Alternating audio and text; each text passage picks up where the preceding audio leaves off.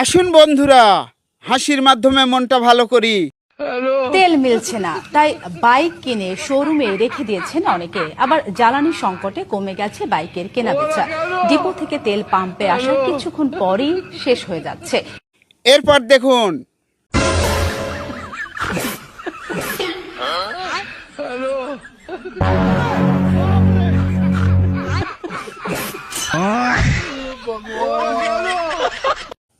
পরেরটা দেখুন।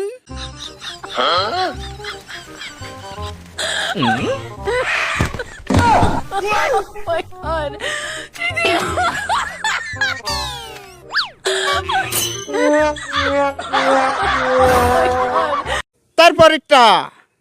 যোগেশ ভাই, শুনেছি আপনার বিয়ে হচ্ছে না, এই বিষয়ে আপনি সরকারকে কি বলতে চান? আমার দাবি একটাই, যদি সরকার কিছু করতে না পারে তাইলে আমারে ফাঁসি দিক। আমি আর পারতেছি না, আমি ফাঁসি চাই। কেন আপনি নিজের ফাঁসি চান?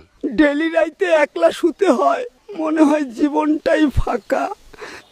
তাও আবার এই ঝড় বৃষ্টির আবহাওয়ায় এই কষ্ট কেমনে বুঝাই।